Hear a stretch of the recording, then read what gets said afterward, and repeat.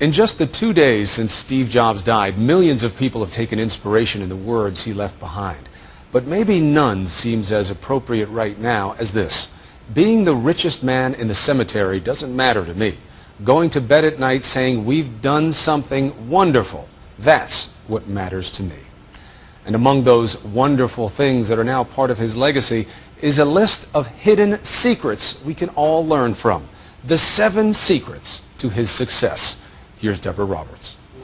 How is it that a college dropout who landed in his parents' garage, who was once kicked out of his own company, could cast such a dazzling spell, turning the inconceivable into things we can't live without? Maybe down to 61 degrees in San Francisco.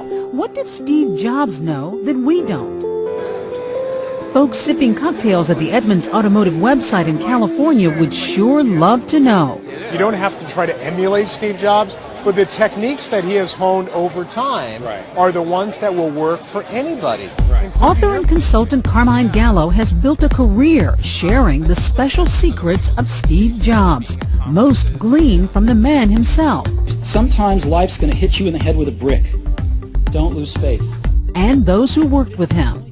7 principles of success that anybody can use to be more successful, to be more innovative, to live a more inspiring life.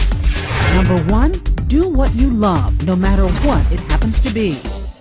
Don't settle. As with all matters of the heart, you'll know when you find it.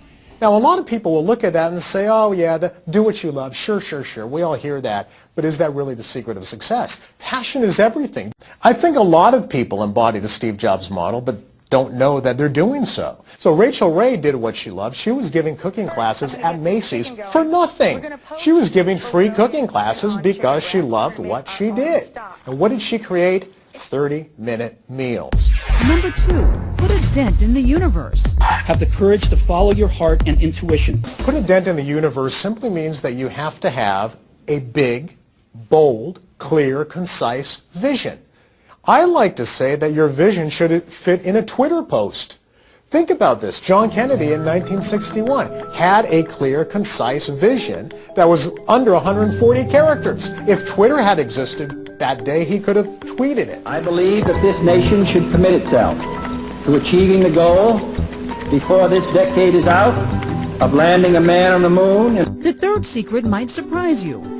The man who sold 315 million iPods believed you should say no to 1,000 things. How do you become a success by saying no? You have to focus. And this is something that applies to our businesses and our lives. Reduce the clutter. Make it simple. In 1997, when he returned to Apple, Apple was close to bankruptcy. He took 300 products and condensed them to 10. We've got to get the spark back with the developers. Just all about streamlining. And Jobs honed not just products, but people. Robert Pringley worked with him starting in 1977. Steve felt very strongly that he could only interface with about a half a dozen people. And so therefore, he had to concentrate at any given moment on who were the half a dozen most important people in his life. And if you are in the top 6, you get all my time. If you fall off, if you're number 7 or 57, I don't know you. Simplicity in everything, even down to the trademark black turtleneck and jeans. In latter years, he decided that he would wear the same outfit every day so that he didn't have to think about it. No one had to think about it. There were no decisions.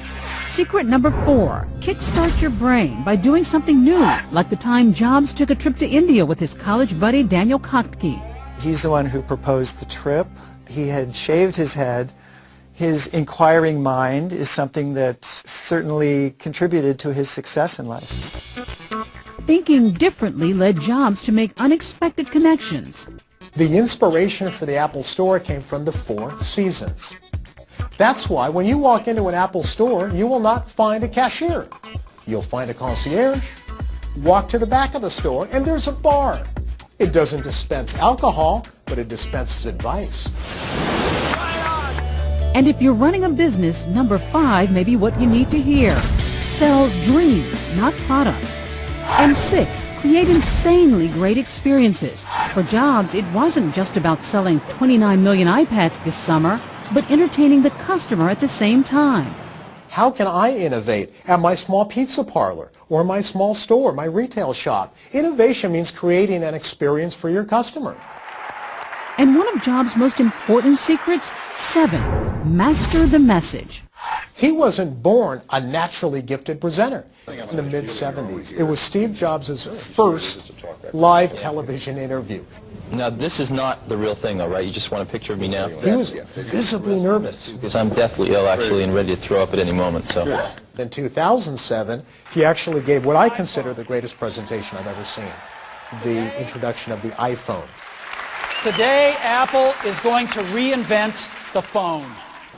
So how does all this relate to the rest of us? Even if you're not the head of a company, you are being judged by how well you give a presentation, how well you communicate, just to get that first job out of college, and then next job and climb the career ladder. Yet some of the genius of the Apple co-founder could be a bit sour, like Jobs' famous perfectionism and temper. He's a very demanding manager. Whatever his flaws, Steve Jobs will be known as the ultimate visionary. So don't feel bad. Steal his secrets. Most likely, he would expect that. Good artists copy. Great artists steal. You may not want to change the world necessarily, but you can change your own little part of it. I think it's a good exercise. What would Steve Jobs do? It's tough. When you start asking yourself, what would Steve do? It's a high bar to reach, but it's worth reaching.